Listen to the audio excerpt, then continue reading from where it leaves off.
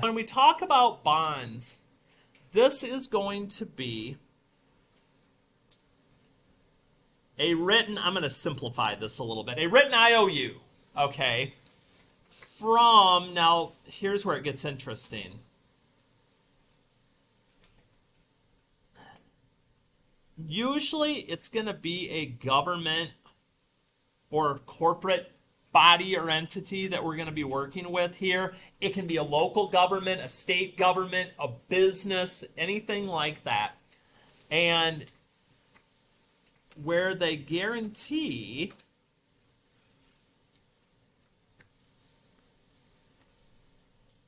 repayment of an investment with interest. The big word with these is guaranteed repayment. It's not like a stock where it can go woo or it can go to zero or something like that. When you get a bond, here's the percentage you get, here's how long you're going to get it for, and yes, you will get it back. It is backed by that government or corporate entity. The only way you don't get it back, the corporation goes bankrupt, but again, they still have to have some money, their funds. You would be at the top of the line if they had any sort of, capital left, that you would be in first. Government, I don't think the government's going to completely go under. Hopefully not. And so that's the one good part about a bond. Now, as you're going to see, that might be the best part about a bond. We'll find out here. So, why do you issue bonds? Well, let's see here. Most of the time, more times than not, it's going to be to finance a new project. Hey, we need to completely rebuild I-90. Hey, we're building a bridge over here. Hey, we need to build this new, center for this to go on or that to go on. Most of the time it is a project. If it starts turning into regular operations, that's when you're starting to get into trouble because you can't pay your bills. So kind of keep out. A lot of stuff comes out about bond things around election time and things, or if some of you watch things, they're talking now about possibly issuing some long-term bonds for the Bears to stay at Soldier Field and renovate for a couple billion. So that's another way that this can happen. People put in money, government continues to pay them with some interest for a long period of time. Everybody kind of wins, I guess you say. So when we talk about bonds, the main word is mature or maturity. It doesn't mean like the bond gets wiser, okay, as it goes. It just means that's going to be when you get your initial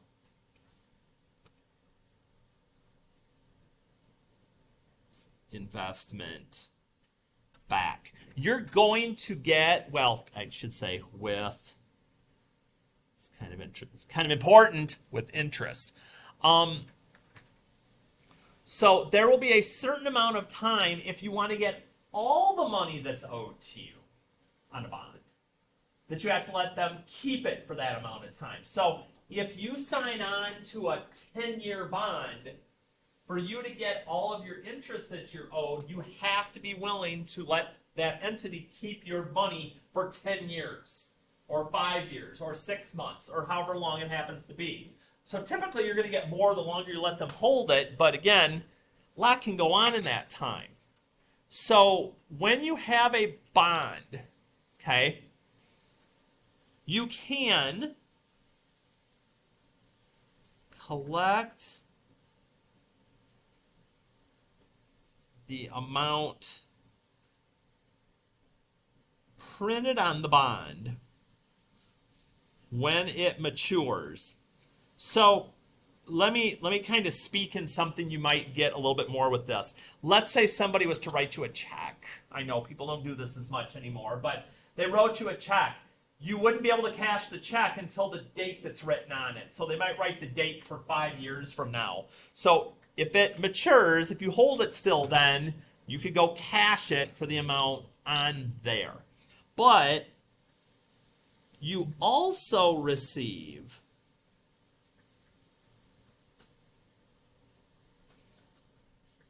interest payments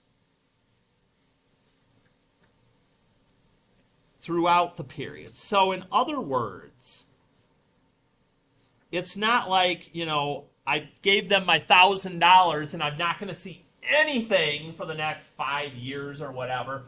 You're going to get some little interest bits back.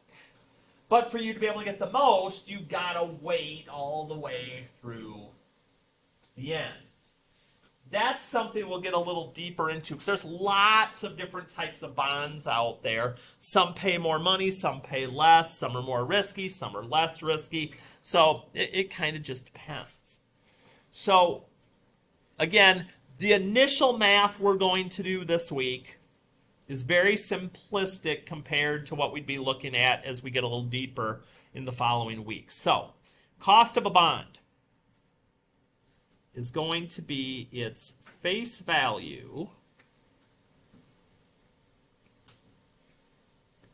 times the percent that you agreed to. So this will make more sense when we start doing the math down below because you're actually going to pay less than the bond is worth at the start. The annual interest also would start with the face value.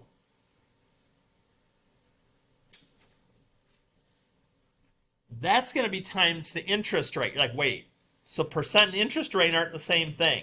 No.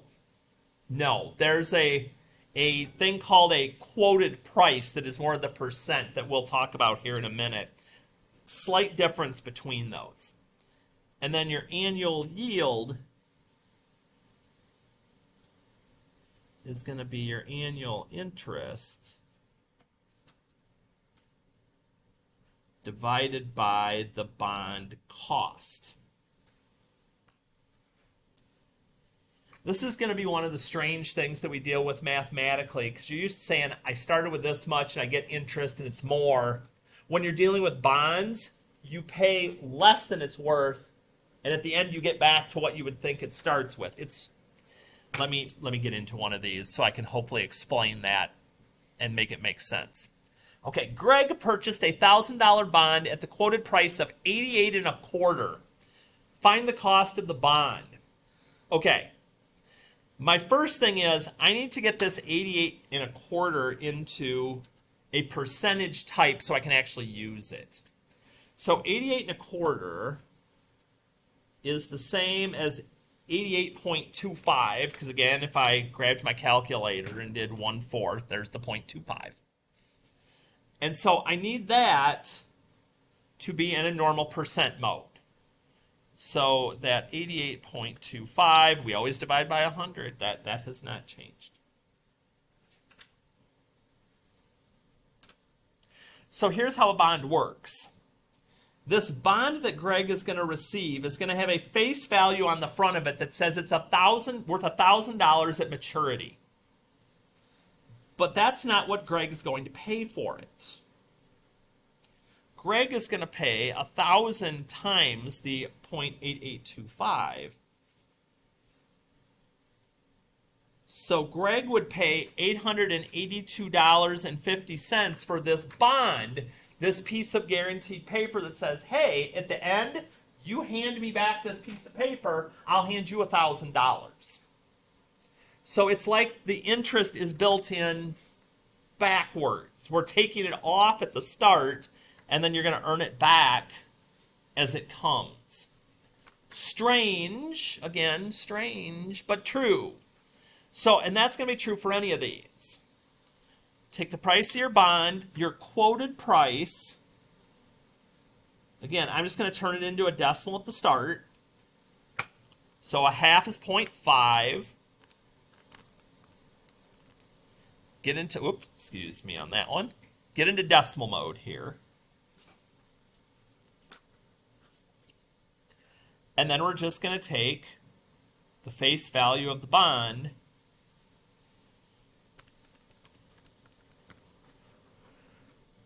and that would tell us how much we paid today for the bond that'll be worth that at some point down the road, even though they're not telling us how far down the road that's going to be. So that's figuring out the cost of the bond. But I'm not interested in that as much as how much am I going to get besides just that extra amount that I get at the end.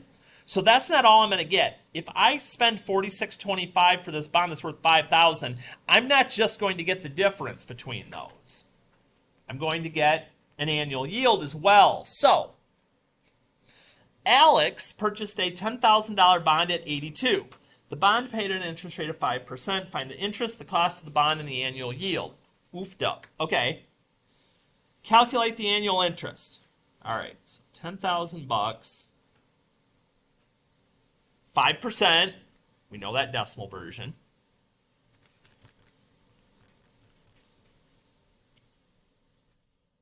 Oops. It'd help if I actually put the right number in. Let's try that again. Okay. So you're going to be getting $500 of interest per year on this. Okay. The cost of the bond,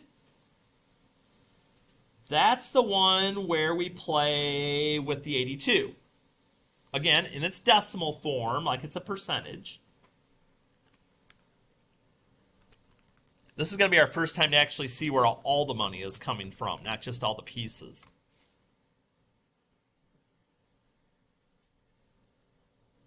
So this bond cost $8,200.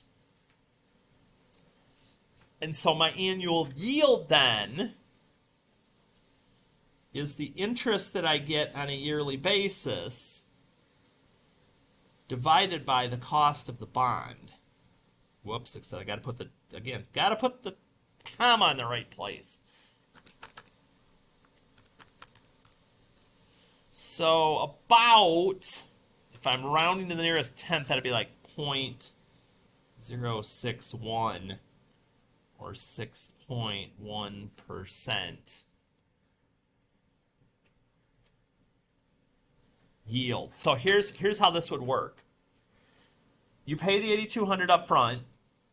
They're going to pay you back $500 a year in interest as you go until you get to the end of the time period. Then you will get the final cost of the bond back. So you've got to kind of see, what did you pay for it? What's the yield going to be in my interest? So if this was a one-year bond, your percentage of money that you would technically be getting back is about 6.1% yearly as you're going. So lots of things in play with that, because you've got to take a whole bunch of different things into consideration. But this is mainly what you're going to be looking at, because that's what you're going to be getting back every single time period, okay, as you're getting your interest. So one more of these, because this is kind of weird.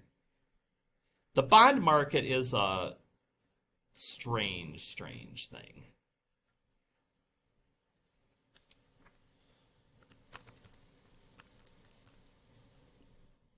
All right, so we're going to be getting $300 a year in interest. So it's a $5,000 bond at 79.5, so 79.5. Again, Hardy, type it in right. There we go.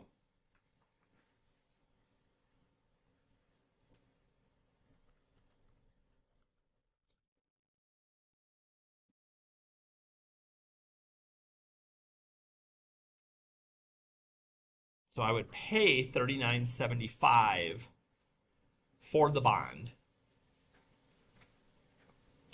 And so again, my annual yield is just dividing those first two answers I got. Smaller number on top.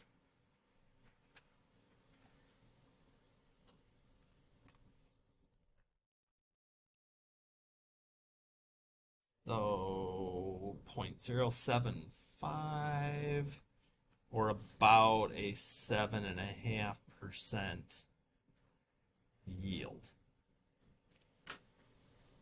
So that's where you actually start to find out what your yield is going to be, because you look and you're like, okay, so the interest rate's 5%, but when I add in the extra I'm going to be getting back from the cost of the bond as it goes as well, it makes it a little bit more, a little over 6. This one's at 6.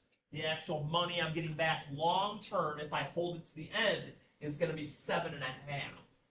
So that's that extra percent and a half is what's trying to get you to stay and leave your money there so they can keep using it to finish whatever project it is that they're doing. So, couple of things at the end, not just the assignment, just a couple of things. So again, here at the back, like pick half, 3 of these, a couple of these. I think you're going to be good. We're not going to go crazy. If you do them in check, make sure you're doing them right. Okay? If they're going right, that's fine. Do the couple. You've got them for when we get to the quiz or when we get to other practical things, which is what I'm about to talk about next. So practice is on 11. On the back of that sheet, on 12, okay, there's a lesson extension on bonds because we did the math, but I want to start getting you ready for what we're going to be doing later. There's lots of different types of bonds. This is going to be the equivalent, basically, of an entire homework packet because there's more you involved in this than just, oh, I'm doing 2 problems here, I'm doing 3 problems there. I want you to get this information on these 5 types of bonds so when we start talking about them this week into next week, you kind of have an idea of where I'm going. Hardy, where am I going to find all this stuff? I don't want to do all this stuff all day. I have an answer. So, over on the mainstream of Classroom, I found kind of a one-stop shopping place to get you, and that'll be bigger, I hope. There it is. Talking through these different types of bonds one by one and getting you the information that you're looking for the most part. Now, if it doesn't do all 100% of every question, you may have to Google a little. If you Google the direct question, you're probably going to find it. But that's something to go ahead and give a shot to and try out to not only learn some more for next, but also to get a grade here. That's